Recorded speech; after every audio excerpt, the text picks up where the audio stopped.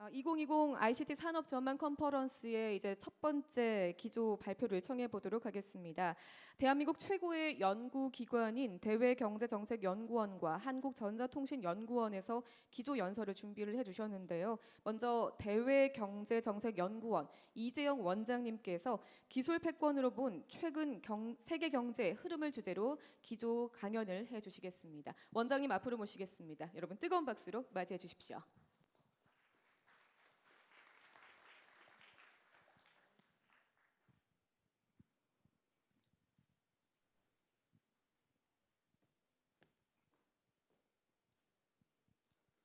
예, 안녕하십니까.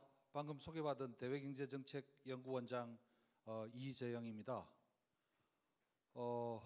ICT 산업전망 컨퍼런스가 이렇게 또 역사가 깊고 또 성대하게 지금까지 잘 개최되어 왔는지 대단히 놀랍습니다.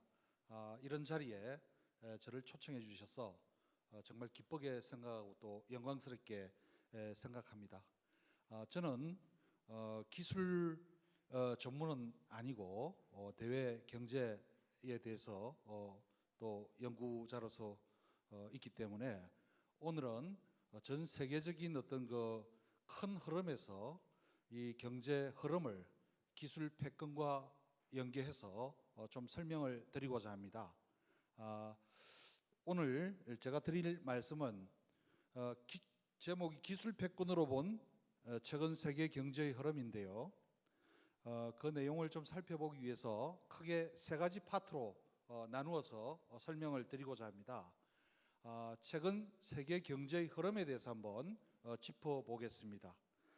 그 다음에 기술 패권과 밀접한 관련이 있는 미중 통상 분쟁에 대해서 설명을 드리고 그리고 한국 경제가 당면한 도전 과제들이 어떤 것인지 그것을 한번 말씀을 드리고 결론을 내도록 그렇게 하겠습니다. 먼저 세계 경제의 흐름입니다. 세계 경제는 2018년 상반기까지 완연한 성장세를 보여주었습니다. 그래서 미국 연준에서도 정책 금리를 인상하거나 양적 완화를 중단하는 등 여러 가지 통화 정책을 정상화를 하려는 그런 정책을 진행을 했습니다. 우리 한국 경제도 역시 반도체 슈퍼 사이클과 더불어서 대외 여건이 비교적 호의적이었기 때문에 수출 중심으로 성장세를 좀 이어갈 수 있었습니다. 여기에서 보시면 잘 나타나겠습니다만은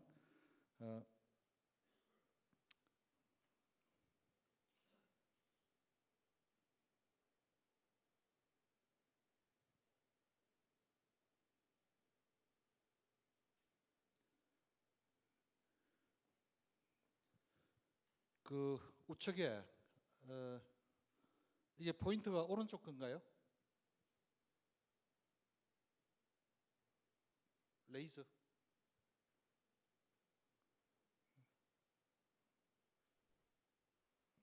안 보이는데. 지금 왼쪽 그래프는 경제 성장률에 대해서 이야기를 보여주는데요. 한국 경제는 세계 경제에 비해서 최근에 들어와서는 성장률이 좀 낮게 나타나고 있습니다. 근데 오른쪽은 메모리 가격이나 반도체 수출을 보여주고 있습니다. 우리나라 반도체 수출이 수출에서 거의 20%를 조금 넘지 않습니까? 꾸준히 이 증가를 해오다가 2018년 하반기에부터 수출이 둔화되는 그런 모습을 보여주고 있습니다.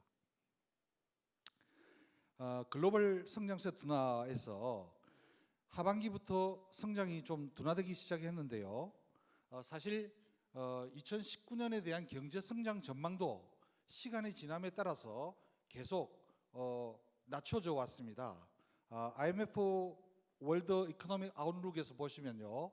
2017년 9월 달에 보시면 조금 3.5%를 좀 넘었었는데 2018년 정도에 들어가서 3.9%까지 봤다가 그 이후에 지속적으로 성장이 낮아지는 것으로 이렇게 전망을 했습니다. 그다음에 오른쪽에 IMF 보고서의 제목을 보시더라도 세계 경제가 어떻게 좀 더 둔화되는 모습을 보였는지 제목 워딩에서도 잘 나타납니다.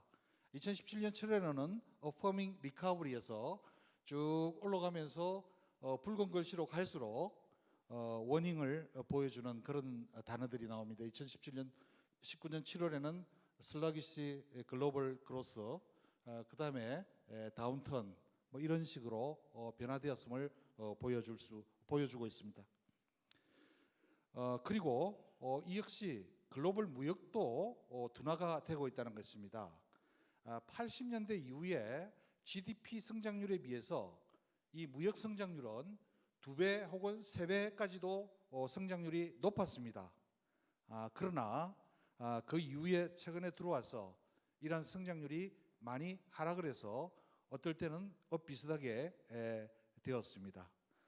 이런 데는 이 보호무역주의도 최근에 확산되면서 큰 영향을 미쳤는데요. 사실 80년대하고 90년대는 글로벌 생산 네트워크가 대단히 발달했습니다. 그러면서 중간재에 대한 어떤 소비도 많았고 또 교육도 컸습니다. 그런데 그것이 지금은 좀 줄어들고 보호무역주의가 확산이 되다 보니까 무역도 전가세가 좀 둔화하는 그런 모습을 보여주는 것입니다. 그리고 이 2018년 하반기에 급격하게 좀 둔화된 이후에 성장세가 미약하게 유지가 되고 있습니다. 금년도 세계 경제는 약 3.0% 정도 성장할 것으로 전망이 됩니다. 그런데 이것은 2019년 이후에 최저치라 이렇게 볼 수가 있습니다. 왜 그런가 하면은 뭐 제조업이 위축이 되고 있고요. 그다음에 무역 갈등도 고조되고 있고 지정학적인 긴장, 뭐 여러 가지 브렉시트라든가 이란 문제라든가 그런 것이 더 확산되고 고조되고 있습니다. 그러면서 또 금융시장에 대한 어떤 시장 심리가 악화되는 이런 것들이 복합적으로 작용을 해서 세계 경제 둔화를 나타내고 있다 이렇게 보여집니다.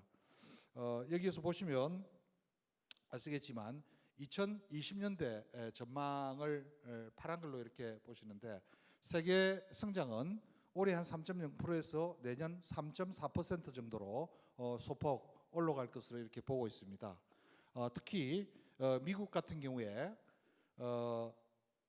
는 조금 금년 2.4% 정도에서 2.1%로 좀 둔화가 되고요. 유로존은 뭐 근소하게 높아지거나 일본 같은 경우에 상당히 성장세가 둔화되는 것으로 이렇게 나타납니다.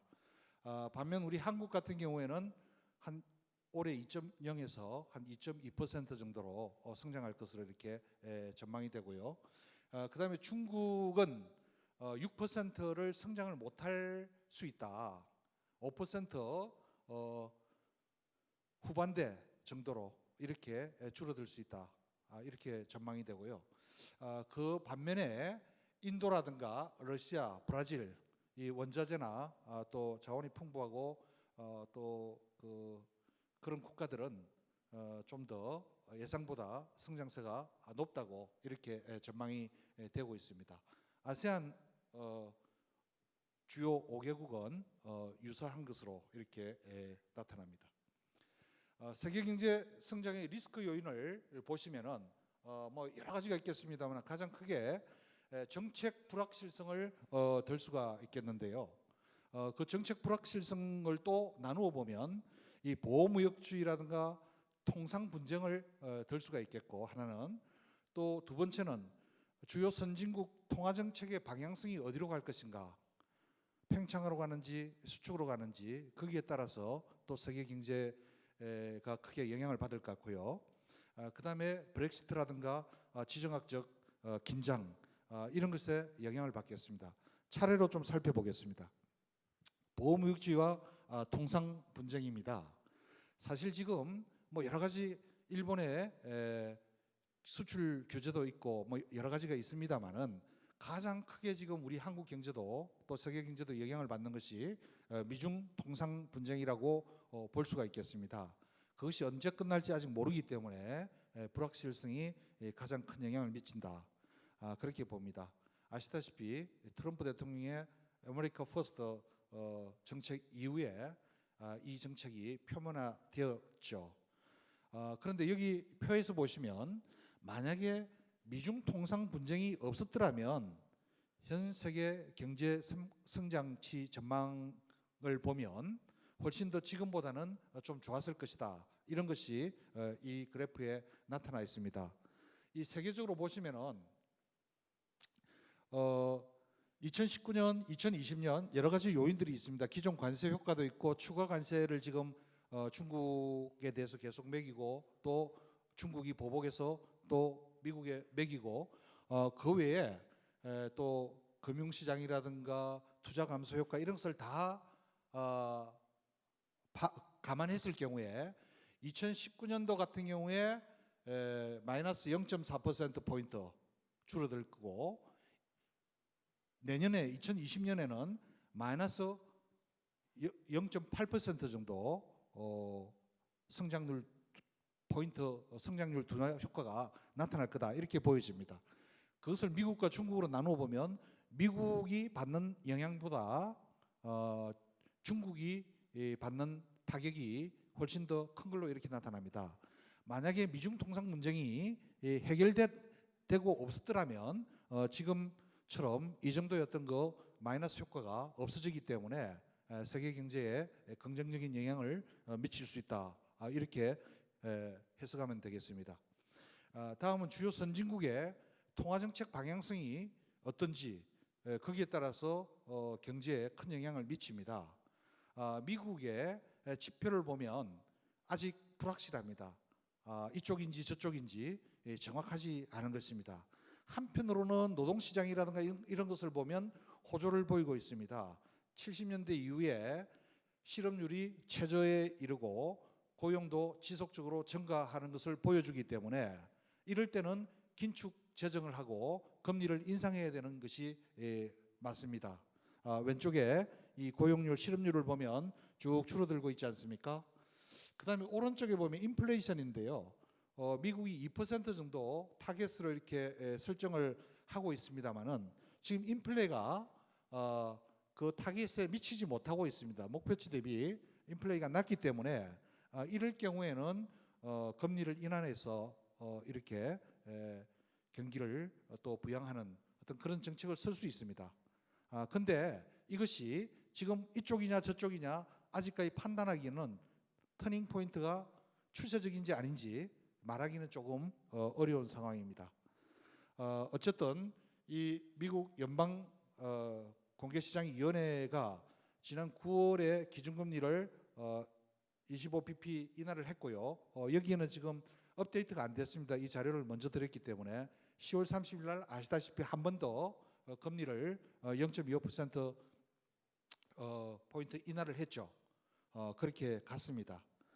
어쨌든 지금 이런 그 상황이 되고 오른쪽 보면 미국 연준의 총자산도 쭉 늘어나다가 최근에 좀 줄어듭니다. 자산 축소라는 것은 이 통화를 좀 더 푸는 어떤 QE 방향으로 가는 것인데 이것을 아직 판단하기는 좀 어렵다 이렇게 생각합니다. 다음은 브렉시트입니다. 워낙 뭐 2016년인가요?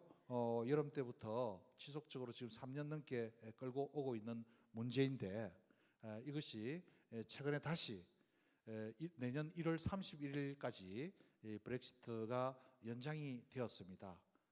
어쨌든 이런 것들이 세계 경제에 불확실성으로 작용해서 영향을 미치고 있다는 것을 볼 수가 있습니다. 세계 경제 흐름에 대해서 말씀을 드렸고요. 다음은 미중 통상 분쟁과 기술 패권에 대해서 좀 자세히 살펴보겠습니다. 미중 통상 분쟁은 많은 분들이 잘 아시겠지만 이게 단순한 어떤 그 요인이 아니고 다층적인 성격을 갖는다 이렇게 보실 수가 있겠습니다. 간단하게 요약을 하면 세계 경제의 패권을 둘러싼 미국과 중국 양국의 주도권 경쟁이 격화되는 것으로 이렇게 해석을 할 수가 있고요. 또 한편으로는 중국의 약진에 따라서 미국이 위기의식이 나타나는 것이다 이렇게 볼 수 있습니다. 투키디데스의 함정이란 그런 것이 있습니다. 어쨌든 기존 패권국이 신흥 패권국이 나타날 경우에 결국 전쟁까지 불사하는 어떤 그런 내용인데요. 여기에는 기술 패권으로 전쟁으로 나타날 수 있다 이런 의미를 담고 있다고 볼 수가 있겠습니다. 그럼 왜 미중 통상 분쟁이 발생했느냐? 여러 가지 문제가 있겠습니다. 첫 번째, 글로벌 불균형이 누적이 되었습니다. 한마디로 말해서 미국이 무역 적자가 대단히 많이 누적이 되어 왔습니다. 그동안에. 또 그동안 중국이 지난 40년간 개혁 개방을 하고 이렇게 해오면서 글로벌 밸류 체인에 있어서 과거에 비해 현재의 지금 주도권을 확보하는 것으로 이렇게 나타난 것입니다. 이런 데서 미중 기술 패권이 또 갈등이 일어났습니다. 이런 그 배경으로 해서 이를 관세 분쟁이 시작되었습니다. 작년에 7월 달인가요? 미국이 관세를 대폭 인상을 하고 중국에 대해서 중국이 거기에 대해서 또 반격을 하고 근데 그것으로 끝난 것이 아니고 환율 조작국으로 지정을 했습니다. 중국을. 그 다음에 미국이 화웨이도 제재를 하기 시작했습니다. 그래서 이것이 점차 더 확전되는 어떤 그런 양상을 보였다. 그럼 방금 설명드린 그것을 하나씩 잠깐 풀어서 설명드리겠습니다. 여기 보시면 미국의 대중 무역 적자가 확대되는 것을 한눈에 보실 수 있겠는데요. 여기서 이 빨간 것이 중국입니다. 전체 미국의 무역 적자에서 중국이 차지하는 부분이 최근에 2018년에는 48%까지 차지했습니다. 거의 절반 가까이 중국이 차지했습니다. 과거에 80년대 중반까지는 어떻게 했습니까? 일본이 거의 미국의 무역 적자 대상국이었습니다. 그래서 85년인가 플라자 합의회에서 미국이 공세를 취했고 일본 경제가 그 이후에 엄청나게 타격을 받고 지금까지도 영향을 받고 있습니다. 그리고 또 하나는 글로벌 밸류 체인을 보시면 되겠는데요. 여기 그림이 첫 번째, 두 번째, 세 번째로 이렇게 나누어 보시면 2000년대 그 글로벌 밸류 체인 구성과 2017년도에 어떻게 변했는지 그것을 최고 위에는 전통적인 무역을 설명한 것이고 두 번째는 단순 글로벌 밸류 체인, 가장 아래는 복합 글로벌 밸류 체인을 설명을 한 것입니다. 여기 보시면 이 전통적으로는 자국에서 생산 요소로 자국 생산 요소만을 가지고 만들어서 수출을 하는 경우인데요. 역시 저기 황색 보시면 왼쪽에 독일이 유럽에서는 허브였습니다. 그 다음에 아시아 쪽에서는 일본이 자펜이라고 써 있죠. 허브를 이루고 또 한편에서는 북미 대륙에서는 미국이 중심을 이루고 있었습니다. 그런데 그것이 2017년에는 단순 무역이라도 중국이 허브로 확실하게 자리를 굳혔습니다. 그럼 두 번째도 마찬가지입니다. 두 번째는 중간재를 보통 그 나라에 수출해서 그 나라가 최종 소비재를 만드는 이런 구조인데요. 역시 중국이 그 자리를 일본 대신을 채웠고 그 옆에 한국과 대만과 일본은 서브 허브로서의 기능을 하고 있습니다. 그리고 마지막에는 복합적인 건데 이것은 어떤 국가에서 생산을 해서 타국으로 수출해서 그 생산국이 또 제3국에 수출하는 것까지 이렇게 연계되는 어떤 그 그림이라고 보시면 되겠습니다. 역시 중국이 핵심적인 자리를 차지하고 있습니다. 그래서 각 지역별 대륙별 허브가 생산 허브가 바뀌고 있다. 아시아에서 중국이 압도적으로 부상을 했다는 것을 보여주고 있고요. 특히 일본 같은 경우에는 FDI 같은 걸 통해서 중국으로 많이 또 이전을 했는데, 이 ICT 분야에서 우리가 여기에서 말씀드리는 것입니다만은 이 공동화 현상이 좀 일어나고 있다는 것을 보여주고 있습니다. 그래서 2차 허브로서 한국과 대만의 역할이 좀 확대됐다. 이것이 2000년에서 2017년 사이에 글로벌 밸류 체인에 좀 변화를 보여준다고 설명을 드릴 수 있겠습니다. 다음은 화웨이 중국이 5G 기술로 세계 시장을 공략하고 있습니다. 잘 아시다시피 화웨이가 세계 통신 장비 점유율을 바탕으로 해서 지금 상당히 주도해 나가고 있는데요. 매출 구조를 보면 화웨이의 왼쪽에 그래프에서 보시면 급증하고 있다는 것을 알 수가 있고요. 또 오른쪽 그래프에서 세계 모바일 통신 장비 시장 점유율을 보면 2016년에 비해서 불과 2, 3년 사이에 2018년에 보면 25%에서 31%로 점유율이 세계 1위로 이렇게 올라갔습니다. 그 다음에 에릭슨, 노키아 이런 순위죠. 그리고 또 이 중국이 잘 아시다시피 1대1로 정책을 적극적으로 펼치고 있습니다. 그와 동시에 중국 제조 2025 이것을 추진하기 위해서 적극 노력해 왔죠. 어쨌든 그 와중에 이제 무역 통상 이것을 넘어서 투자라든가 제도라든가 외교 안보까지 여러 가지 그 갈등 마찰 영역이 넓혀졌다, 이렇게 보실 수 있겠습니다. 그래서 관세 부과를 보면 여러분들이 잘 아실 겁니다. 미국이 2천억 달러에 대해서 25% 관세를 부과하고 또 3천억 달러 규모로 일부 추가 부과를 하고 나머지는 지금 또 보류를 하고 있고 그렇습니다. 그 다음에 미국에 대한 중국의 투자를 좀 금지하거나 그런 것도 있고요. 중국도 거기에 상응하는 조치를 취하고 있고, 그 다음에 중국의 산업보조금이라든가 국영기업 통한 산업정책 이런 데 대한 어떤 그 중지를 요구하고 있고요. 미국에서. 그 다음에 중국의 서비스업이라든가 금융업 개방 이런 것을 확대해달라고 요구를 하고 있습니다. 어쨌든 이런 과정이 지금도 진행되고 있습니다. 이 표는 그동안 무역 분쟁의 일지를 상세하게 그 시기별로 쭉 구분해 놨습니다. 뭐 1차 리스트 부과를 하고 2차, 3차 부과하고 또 휴전을 했다가 또 다시 확전이 됐다가 다시 한번 휴전이 되고 또 확전이 되고 다시 지금 스몰 딜이냐 미니 딜이냐 이런 이야기들이 지금 이루어지고 있습니다. 시간상 나중에 참조하시기를 바랍니다. 이것은. 그 다음에 미국의 관세 인상에 대응해서 중국도 보복 관세를 부과하고 있습니다. 미국의 중국산에 대한 관세가 많이 인상이 됐죠. 또 반대로 중국이 미국에 대한 관세 부과율이 많이 높아졌습니다. 이 왼쪽 그래프에서 보시면 이 미국의 대중국 평균 관세율이 지난 17년 3.1%에서 지금 26.6%까지 이렇게 치솟았습니다.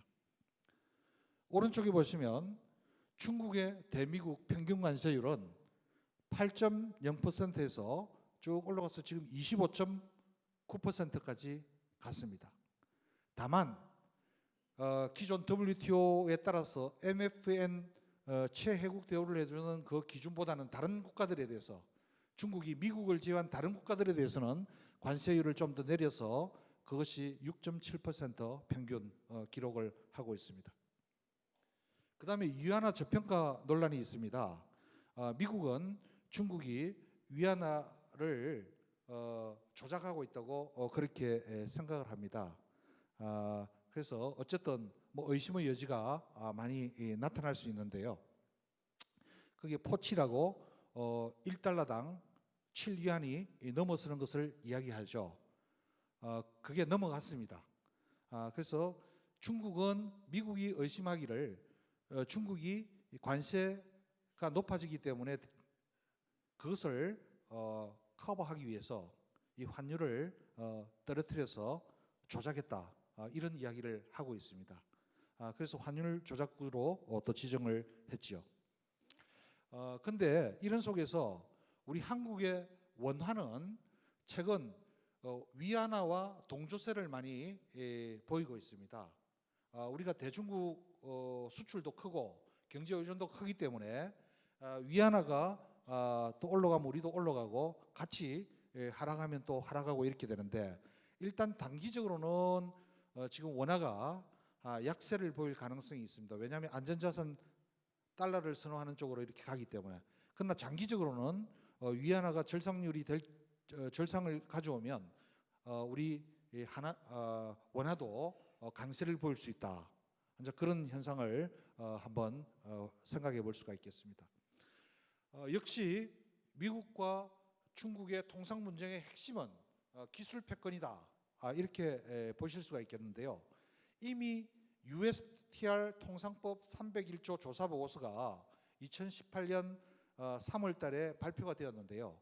거기에서 보시면 조사 보고서에 중국 제조 2025라는 말이 114번이나 언급되고 있습니다. 그것은 기술에 대한, 중국의 기술 굴기에 대한 견제, 이런 것이 있다는 것을 생각을 해봐야 될 것 같고요. 그 다음에 이제 그렇기 때문에 통상 분쟁이 이제 시작이 되었습니다. 그 보고서에 나타나는 내용은 중국에 진출하는 미국 기업의 기술 이전을 강제한다, 이런 내용이 있고, 그다음 미국 기업의 차별적인 기술 관련 라이센싱 요건을 적용하고 있다. 그다음에 지재권 최첨단 기술을 얻기 위해서 공격적으로 미국 자산을 취득한다. M&A 같은 것도 많이 했죠. 그다음에 미국 기업들을 대상으로 한 불법적 해킹을 지원한다. 뭐 이런 사례들로 정리를 했습니다. 어쨌든 중국은 1950년대 이후에 지속적으로 기술 개발을 추진해 왔습니다. 어쨌든 중국이 지금 자금력을 많이 갖고 있고요. 그 다음에 이제 기술 추격이 빠른 속도로 진행되어 왔습니다. 그 다음에 이제 중국 제조 2025 같은 경우에도 중국 내수 시장뿐만 아니라 좀 크게 보면 1대1로까지 다 연결해서 해외 시장까지 장악하려는 지배력을 가지려는 어떤 그런 의도가 있지 않느냐, 이렇게 볼 수가 있겠습니다. 어쨌든 혁신을 통한 경제 성장을 이루기 위해서는 이런 단계를 대체로 거칩니다. 우선은 R&D 인풋이 들어가야 됩니다. R&D에 대한 지출, 인력이 투입이 되면 그것이 이제 아웃풋으로 SCI 논문이 얼마나 나왔는지, 또 특허 건수가 몇 건이 되었는지 나오게 되고, 그것이 또 이노베이션에 연결이 되어서 생산성을 향상시키는 데 영향을 미칩니다. 그것이 결국 GDP를 성장시키는 이런 단계로 가게 되죠. 그런데 중국의 성장을 보시면 PPP 기준으로 중국은 미국의 실질 GDP를 2017년에 이미 추월했습니다. 이 그래프에서 추월 그 속도를 이렇게 추세를 보실 수가 있고요. 그 다음에 중국의 R&D 인풋은 R&D 지출을 보면 이미 거의 미국에 근접해 왔습니다. 빨간 것이 중국이죠. 왼쪽에 보면 파란 게 미국이고요. 거의 근접했고요.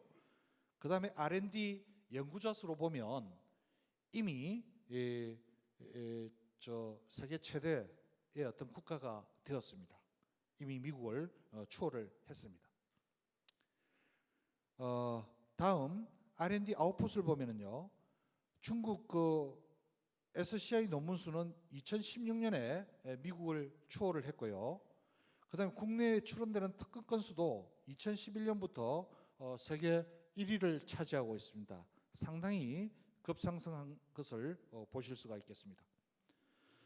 그다음에 이노베이션과 생산성 관계인데, 그렇긴 하지만 R&D가 국가의 생산성으로 반드시 연결되냐, 꼭 그런 것은 아니라고 이렇게 아직 볼 수 있는데요.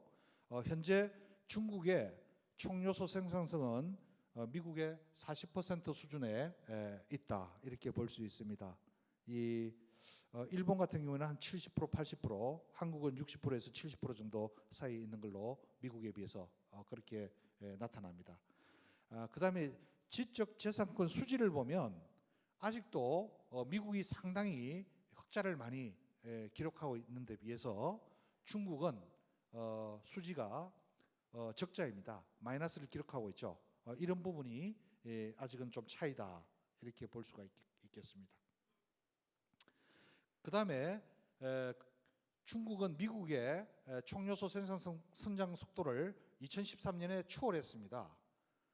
그 다음에 혁신 관련 제도, 시장, 인적 자원, 인프라 등을 종합적으로 고려한 글로벌 혁신 지수에 있어서는 이미 2019년에 일본을 추월했고요. 빠른 속도로 미국을 추격하는 그런 양상을 띠고 있습니다. 그러면 미국과 중국의 충돌은 앞으로 어떻게 될 것이냐? 상당히 좀 지속될 것으로 이렇게 생각이 됩니다. 트럼프 대통령이 늘 이야기하듯이 지금 협상을 하게 되면 미래 하는 것보다 훨씬 더 중국에 더 나을 것이다. 이런 이야기도 하고 그런데 중국은 이 대장정 이야기를 합니다. 결코 일본처럼 과거 80년대 중반처럼 굴복하지 않겠다는 어떤 그런 의지를 나타내는 것이라고 볼 수가 있고요. 엘리자베스 워런 민주당 후보 같은 경우에도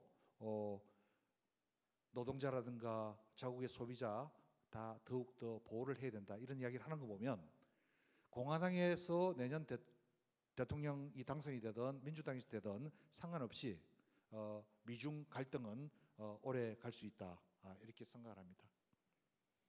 어쨌든 두 가지 다른 체제가 서로 줄당기를 하고 있는데 미국의 입장에서 보면 좀 이런 면도 있습니다.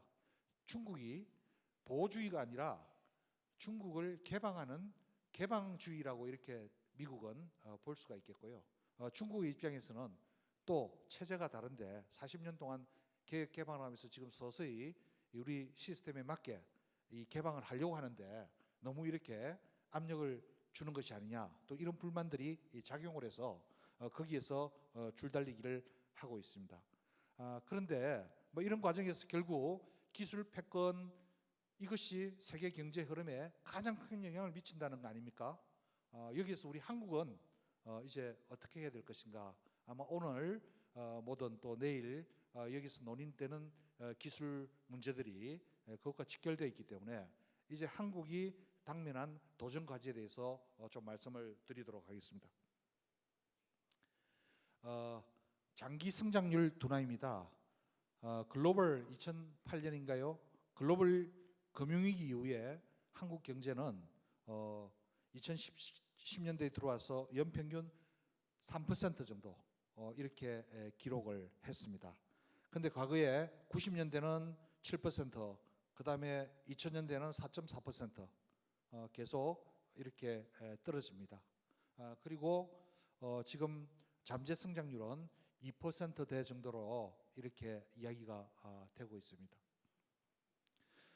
그러면 내년에 2% 초반 정도 성장할 것으로 이렇게 전망을 하고 있는데요. 많은 기관에서 2.3%에서 2.8% 수준 사이에서 변동이 있을 것으로 이렇게 기관별로 예측을 하고 있습니다. 어쨌든 2011년도에서 18년도까지 평균 3.0%를 성장 달성하기는 조금 어려울 것으로 이렇게 보고 있습니다. 그리고 한국 경제가 당면한 과제 중에 인구 감소 및 인구 구조의 고령화가 가장 큰 문제입니다. 일본이 자페니피케이션이라고 일본이 지난 이런 문제 때문에 많은 경제가 활력을 잃고 이렇게 왔습니다. 우리는 이걸 잘 극복을 해야 될 텐데요. 어쨌든 잠재 성장률에 대한 기여도가 과거에는 노동이 많은 기여를 했는데 그 노동의 기여도는 많이 하락을 하고 있습니다. 그 다음에 경제활동 인구가 2018년을 정점으로 해서 줄고 있습니다. 그리고 총 인구도 그 위에 10년 2028년부터 줄어들 것으로 전망이 됩니다. 그리고 그러면서 노인 인구에 대한 그 부양비가 빠르게 증가하고 있고요. 2065년에는 100%를 넘어설 전망입니다. 한 사람 이상을 부양해야 되는 이런 상황이 올 수가 있습니다. 그 다음에 수출 증가율이 둔화되고 있습니다. 2018년도에 수출 6천억 달러 달성했다고 많이 기뻐했습니다. 무역 수지도 10년 동안 흑자를 기록했습니다. 그런데 최근에 11개월 연속 지금 감소세를 보이고 있습니다. 그동안 유가라든가 반도체 가격 이런 것이 크게 기여를 했었는데요. 반도체 가격이 많이 떨어지면서 영향을 크게 받습니다. 그래서 지금 올해 상당히 작년 대비 지금 줄어들 모습을 보실 수가 있겠고요. 그 다음에 수출의 지역별 품목별 집중입니다. 우리가 과도하게 미국과 중국에 수출이 의존되어 있고 특정 지역에 또 품목도 몇 개 품목에 집중이 되어 있습니다. 중국 홍콩 같은 경우에 포함하면 35% 이루고요. 또 상위 5대 교육 품목이 전체 수출의 60%를 차지합니다. 여기 80% 이거는 수정하겠습니다. 밑에 표의 지역별 비중을 보시면 나오고요. 그다음 품목별 수출도 몇 가지 품목들이 있잖아요. 석유 관련, 반도체, 철강, 자동차 등등해서 이것이 수출의 절반 이상을 차지하고 있습니다. 여기서 반도체 하나만 수출의 20%를 조금 넘어서고 있습니다. 이것이 그렇게 바람직하지는 않다 이렇게 보여집니다. 그 다음에 무역의 대기업 편중이 심화되었습니다. 대기업 교육 비중이 2012년 63.3%에서 좀 떨어졌다가 2018년 다시 59.1% 이렇게 늘어났죠. 대부분 대기업에 집중이 되어 있고요. 그 다음에 무역 수지 흑자도 대기업에 더욱더 집중이 되고 있습니다. 사실은 이 중소기업이라든가 중견기업 이것이 국제화되고 또 이렇게 해외로 많이 나갈 수 있도록 이렇게 되어야 좀 더 건전한 튼튼한 어떤 구조가 될 텐데 그런 것이 좀 개선이 되어야 되지 않을까 싶고요. 그 다음에 수출도 과거에 수출을 하면 낙수 효과가 있었습니다. 그런데 이제 수출을 많이 하게 되면 고용 효과가 과거만큼 크지 않습니다. 특히 수출 산업 같은 경우에 자본 집약도가 높은 분야들이 수출이 많이 되고 있고 그렇지 않은 노동 집약력이 높은 데는 둔화되는 어떤 그런 양상을 보이고 있습니다. 그 다음에 새로운 수출 성장 동력인데요. 최근에 들어와서 전기차라든가 2차 전지, 바이오 헬스, 플라스틱 제품 등등에 있어서 상당히 성장세를 보이고 있습니다. 왼쪽 그래프를 보시면 신성장 동력이 이렇게 커지고 있다는 것은 비중이 점유율이 높아지고 있다는 것은 바람직하다 이런 생각이 듭니다. 그 다음에 소재 부품 장비죠. 아까 이종걸 의원도 일본의 경제 침략에 대해서 많이 말씀을 해주셨는데 우리가 항상 어려움이 있고 이럴 때는 그것이 기회로 잘 승화가 되었습니다. 우리 민족은 그런 영향이 있기 때문에 이번에 일본의 수출 규제를 통해서 우리에게 큰 교훈을 주었고 또 우리는 어떻게 보면 전화위복이 되었다고 저는 생각을 합니다. 100일, 120일 정도 이렇게 지났습니다만은 우리는 영향이 별로 없습니다. 아직까지. 오히려 일본이 더 타격이 크고 일본이 부메랑을 맞게 된 어떤 그런 상황까지 왔습니다. 우리는 소재, 부품, 장비 이런 쪽으로 공급망 안정을 위해서 국산화도 하고 또 일본 외에서 다른 제3국에서 수입을 대체하는 이런 것도 하고 다양한 활동을 펼쳐서 잘 대응을 했습니다. 이런 기회를 통해서 사실은 그동안 정부 부처에 칸막이가 많았다고 하는데 그런 것도 없어지고 일심동체로 일본에 대응을 해서 현명하게 잘 대응해 왔고요. 이런 것이 앞으로 어떤 품목 집중 또는 지역 집중 이런 것을 극복하는 데도 도움이 되지 않을까 생각을 합니다.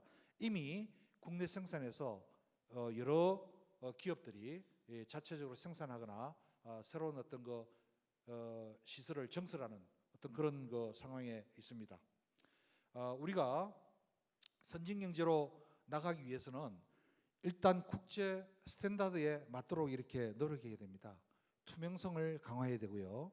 그 다음에 국제 기준에 맞는 국제 규범에 맞는 그런 규범을 잘 지켜야 됩니다. 룰 베이스드 멀티래터럴리즘 뭐 이렇게 이야기를 많이 하는데 그걸 잘 가져가야 될 것 같고요. 그다음에 우리는 국제 협력을 더욱더 강화해야 되고 그것을 통해서 이제 국제사회의 신뢰를 쌓고 또 우리의 전략적 입지를 확보하고 선진 경제로 이행해 나가야 될 것입니다. 이제 마지막 시간이 다 되어서 간략하게 좀 정리를 드려야 될 것 같습니다.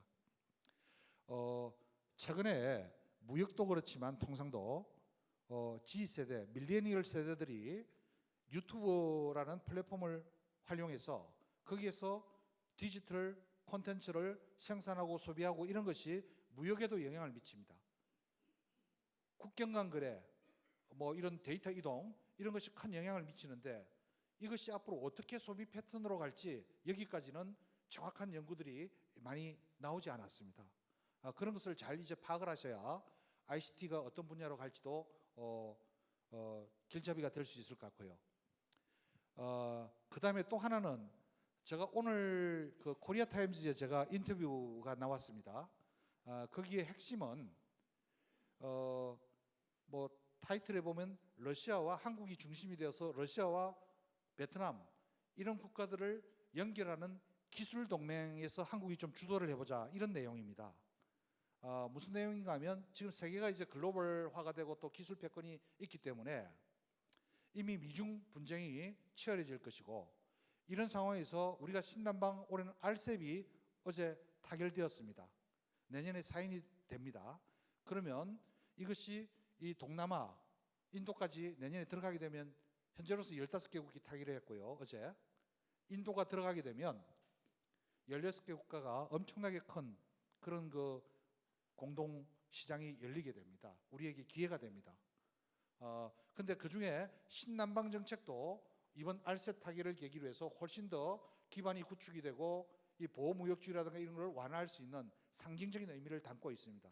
그런 점에서 우리 기업들에게 좀 활로가 될 것이다 이렇게 생각을 하는데요.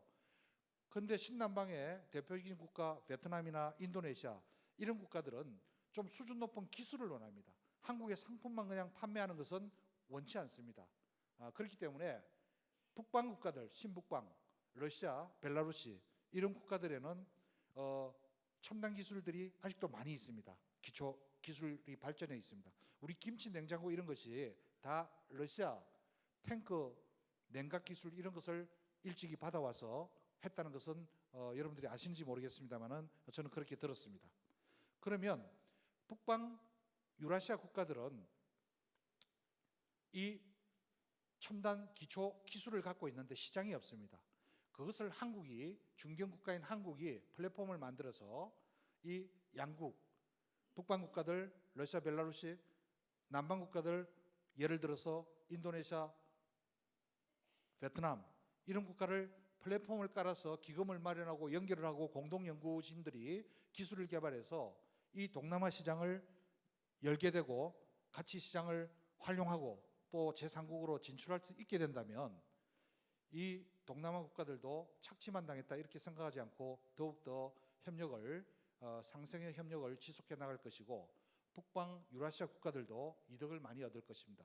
거기에 한국이 중견국으로서 플랫폼을 형성하고 주도해 나가면 새로운 기술 동맹, 새로운 기술 신기술 체제를 만들어서 우리가 또 새로운 돌파구를 만드는 것이 아니겠느냐 이렇게 생각을 합니다. 예, 제가 뭐 좀 장시간 이렇게 말씀을 드렸습니다만은 뭐 얼마나 도움이 되셨을지 모르겠습니다.